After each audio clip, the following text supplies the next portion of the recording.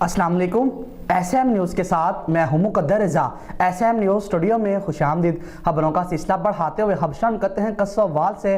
थाना ओकलावाला बंगला की हदूद 106/12L में दरिंदा सिर्फ शख्स ने माजूर औरत को ज्यादती का निशाना बना डाला और मौका से फरार हो गया। पुलिस की जानब से मुकदमा दर्ज कर लिया गया है। इसी हवाले से मजीद तफसीलात बता रहे हैं SM न्यूज़ के ब्यूरो चीफ मुनीर अहमद सियाल। जी मुनीर अहमद, आगाह कीजिएगा इस हवाले से।